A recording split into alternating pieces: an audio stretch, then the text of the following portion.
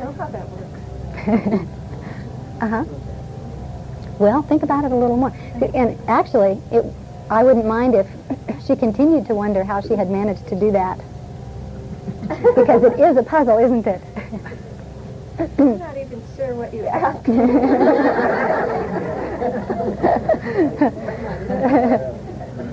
And I'm taking a little bit more liberty here than I would if someone just walked in off the street, you know. They would go, wait a minute, she's being a little weird. But if someone's in on the game with me, I'll take more liberty and it can be fun. As long as they feel like they're in on the game with me and don't feel like I'm pulling some number on them. Yeah. That's what I want to check for. Now I'm trying to reconstruct what I used to do.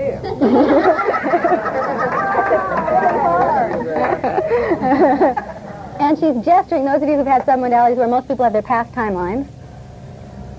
Okay. Okay. Well, probably some part of you will remain an expert on how you did that. And that unconsciously that can be a resource to you in helping other people get over that block in the same way that you did, even without you recognizing exactly how that was. And does that make sense to you, that unconsciously that you can look back on, even though you don't understand exactly what the steps were, but unconsciously that can be of value to you in also assisting other people if that becomes appropriate? Yeah. I could do that. Yeah. Okay. Now, G-Man or whatever, when you think about going ahead with what are some of these things that you're going to accomplish? Oh, like learning to play piano. Okay, learning to play piano. Good phrasing. And? Learning more about massage, more about NLP. Okay. As you think about that, how can you best utilize and enjoy your mistakes so that you get further and further towards the learning and the quality and that you really want? Because I'll know what doesn't work. And sometimes by doing something you're not planning on doing, it ends up being better than it was as if you had planned it out. Yeah, that's true. Isn't it? Okay. Now, can you think of anything, we're going to test at this point, can you think of anything now that could possibly stop you from going ahead and learning in the way that you want to learn?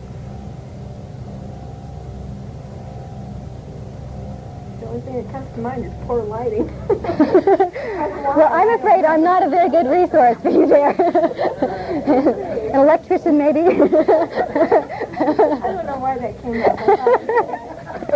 But then there's the NLP joke. You know the NLP joke about how many NLP practitioners does it take to screw in a light bulb? How many? Well, just make your pictures brighter, for heaven's sakes. Why do you need a light bulb?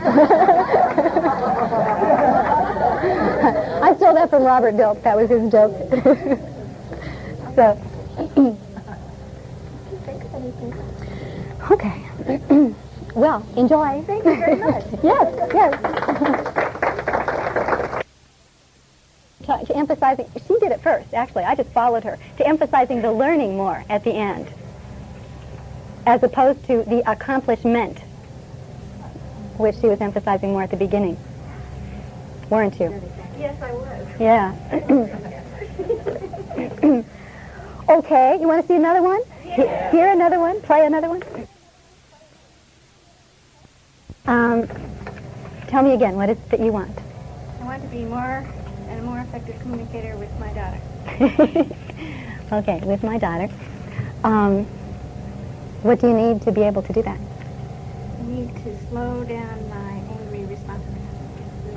Okay, slow down. So notice, she thinks she just needs to slow them down, right? Okay, let's have anger slower. They can do it all day, yeah. Savor it. No, that's not really it. I want to take more time before becoming angry. Oh. Okay. Now, and really listen to what people are telling you, because often, and we're all this way, when we think about overcoming our obstacles, the ones that we haven't already fixed, that is, we're involved in some kind of presuppositions often that keep us from seeing an obvious solution. sometimes it's that the solution we're attempting is not one that's really that great for us. And so it's developing a solution that makes more sense, that allows it to just be automatic. Though, of course, if I'm going for that, I can really fully go for that without objection. So tell me this again. I lost that last sentence. Can anyone replay her last sentence for me? You can? Thank you, Al. Take more time before she gets angry. Yeah, that's right. You heard it. She wants to take more time before she gets... See, so she wants to procrastinate about anger. Time to get angry. That's good. You're listening. Somebody in there. More thinking and analyzing and choosing my reactions carefully. Okay, now look at her. I want to do more thinking about and choosing. We're too late in the game. We want to back up and get earlier. So how in the heck do you manage to get angry at your daughter in the first place?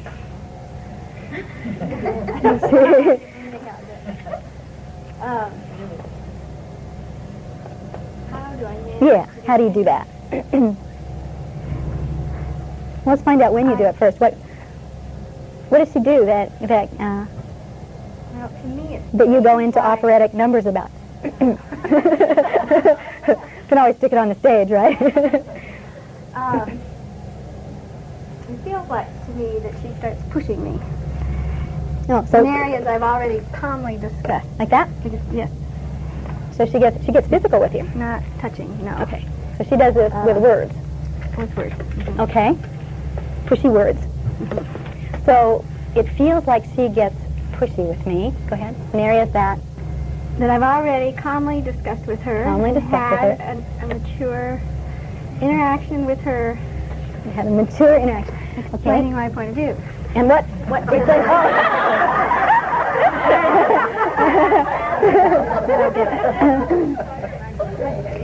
Did you think that you would be doing a good job as a mother if you had a daughter who would just let that be and that would be it? No, I didn't think that. Oh, good. You're not like that. Okay. So how's it possible that you don't see your daughter pushing you and go, well, thank heaven she's an independent person? I do that. Okay. Most of the time I do that. So when do you do something else? So we're going to narrow it down here. Because she's When already I got a am bunch of not- really good responses. Okay, when I'm not willing to give in and she is not willing to give up. When I'm not. And she hasn't gotten the message that on this particular one, I won't change my mind, even though I've calmly said to her, dear, on this particular one, I will not change my mind. Willing. Then, when she continues to process, I feel pushed. When she pushes my buttons, really, When she Guilt. pushes. Oh. is a good one. So you've trained her in how to make you guilty? Surely not. My She button. came genetically. I lie sometimes. Okay, let me find out. Because we're getting narrower and narrower here. Because in a lot of the interactions with her daughter, she's happy and good responses, and she has a lot of really good reframes already. She's able to go, oh, this just means my daughter's independent. She's not one of the people who come in and they go, why isn't my daughter agreeing with everything I say? Right? So we're getting this narrowed down to where exactly. So if you didn't have any guilt buttons, would that take care of it, or is it more than that? I didn't have any guilt. You mean exposed? I don't. on the Exposed on the surface. So she has some pretty strong assumptions about that, huh? I have trouble imagining being a parent and not having any guilt. Oh. You do? Mm-hmm. Well, if you were to imagine that. Imagine it. Okay. That you didn't have any guilt buttons, then would you be able to respond in the kind of resourceful way you want to with her? Yeah. Okay, so we've narrowed it down, right? So now we just have to find out how she does this guilt thing. See, I know how some people do it, but I don't have any idea how you do. Actually, First I get stressed somehow. let me ask her something else.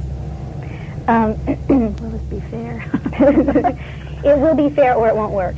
One or the other. And I'm serious on that, because if I say something that fully respects all of her outcomes, it will slide right in. If I say something that violates some of her outcomes, maybe part of it will slide in, but she'll come back with an objection. And that will let me know what else I need to, what else needs to be there to fully respect what she wants. Okay, so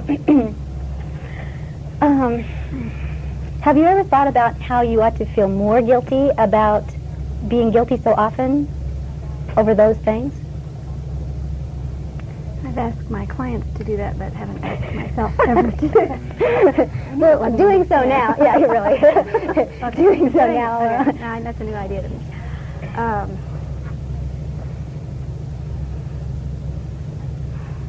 Say it again. Okay.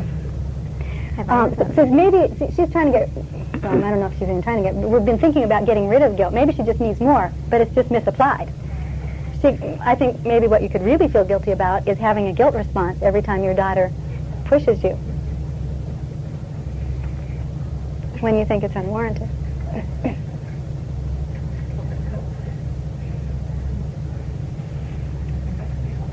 Won't that make it worse? Okay, it might. Yeah. So this is called apply to self in sleight of mouth. Those of you who know that one, and it's not getting the response that we want here. So we notice, go on to something else, right?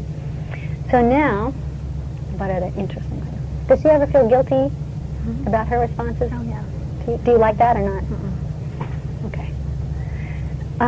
You mean in this limited context of she's to agree to my rules? There's some things I want her to feel guilty about, but we're only talking about this one, right? Okay. Okay. I'll go along with that.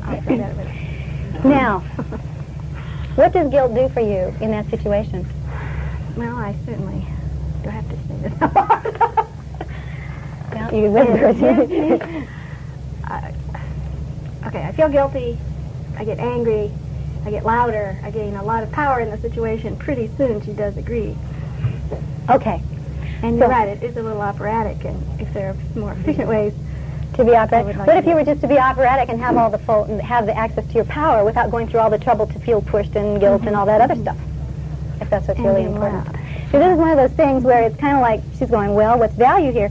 Here I am, and what I want is to be able to have to be powerful in my dealing with my daughter, right? Because there are times when you don't just want to say, well, dear, very calmly, what I want to tell you about this is, sometimes you want to be more powerful in your response. And so that's what she wants, but instead of just going straight there, she has been going, well, we're going to go over here and feel pushed, and then we're going to feel guilt, and then we're going to feel anger, and then we're going to come back over here. Feel powerful. So what if you were to just go straight to feeling powerful without going to all that work to have all those other responses first? Well, then I'm not sure I would do that. I would somehow move into non-ambivalence. And I don't know how to do that. So into congruence? Is non-ambivalence congruence? Is it? It's certainty of my